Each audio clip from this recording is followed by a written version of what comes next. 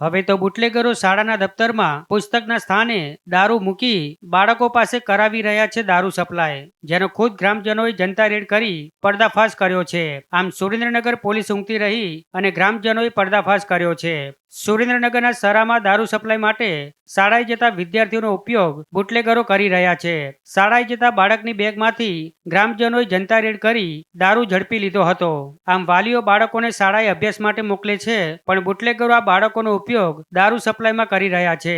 ત્યારે ગ્રામજનોએ ઉપવાસ પર બેસી બુટલેગરો સામે કાર્યવાહી કરવા માંગ કરી છે. માંગ છે કે તાત્કાલિક ધોરણે આ બુટલેગરોને પકડવામાં આવે અને કાયદેસરની કાર્યવાહી કરવામાં આવે. ત્યાં સુધી અમે અહીંથી ઊભા થવાના નથી. અને આપ જોઈ શકો પોલીસ સ્ટેશનની બહાર અમે સૌ સાથી મિત્રો બેઠેલા છીએ. અને ત્યારે આવનારા સમયમાં